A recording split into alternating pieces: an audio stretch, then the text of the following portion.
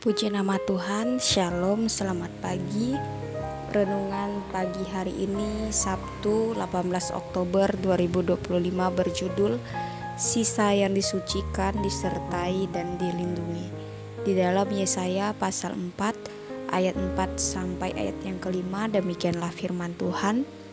Apabila Tuhan telah membersihkan kekotoran putri-putri Sion dan mencuci noda darah Yerusalem dari tengah-tengahnya dengan roh penghakiman dan roh yang membakar, maka Tuhan akan menciptakan di seluruh tempat gunung Sion dan di tempat pertemuan-pertemuannya awan dan asap pada waktu siang dan sinar nyala api yang menyala pada waktu malam, sebab di atas segala kemuliaan akan ada naungan. Yesaya pasal 1 sampai pasal 5 merupakan bagian pembukaan kitab Yesaya yang berisi teguran keras terhadap dosa-dosa Yehuda, ketidakadilan, kesombongan, ibadah yang kosong dan moralitas yang rusak, termasuk di antara para pemimpin dan perempuan bangsawan. Namun di tengah-tengah peringatan akan penghakiman ilahi, ada secerca harapan yang muncul. Yesaya 4 adalah bagian dari nubuatan tentang pemulihan sisa umat yang setia setelah penghakiman terjadi.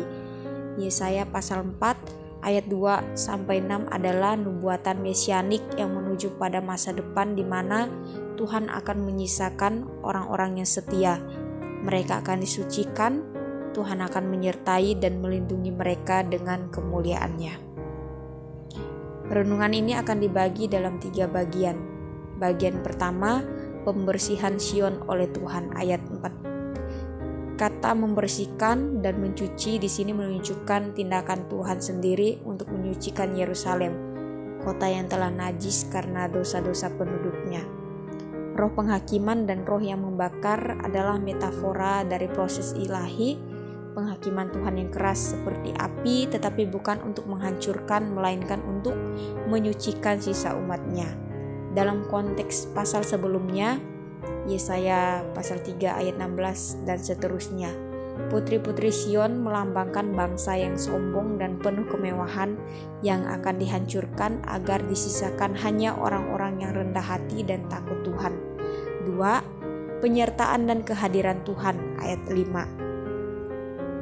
Setelah pembersihan, Tuhan menciptakan ulang realitas di Sion. Ini bukan hanya tentang pemulihan fisik Yerusalem, tetapi gambaran teologis tentang pemulihan komunitas umat yang disucikan. Awan dan api merujuk pada kehadiran Allah dalam perjalanan Israel di padang gurun. Ini menandakan bahwa Tuhan kembali hadir secara aktif menuntun umatnya. Ini adalah penciptaan baru.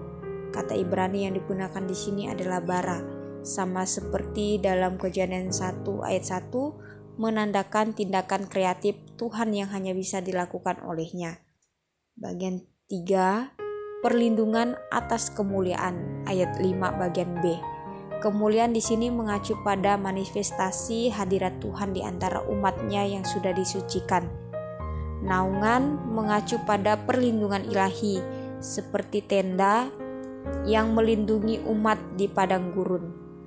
Yesaya ingin menyampaikan bahwa hadirat Tuhan akan hadir dalam kemuliaan, tetapi Tuhan sendiri akan menaunginya agar umat tidak binasa oleh kemuliaan itu, tetapi justru mendapat kesejukan, perlindungan dan damai dari hadirat tersebut. Tuhan bukan hanya menyertai, tapi juga melindungi kita agar mampu hidup dalam kemuliaannya. Jika kita ingin mengalami hadirat Tuhan yang sejati, kita harus bersedia mengalami pemurnian oleh Tuhan. Kehidupan orang percaya yang sungguh disucikan akan mengalami penyertaan Tuhan yang nyata dan baru. Tuhan bukan hanya menyertai tapi juga melindungi kita agar mampu hidup dalam kemuliaannya. Kemuliaan Tuhan yang besar tidak lagi menjadi ancaman, melainkan tempat perlindungan bagi umat yang sudah dimurnikan.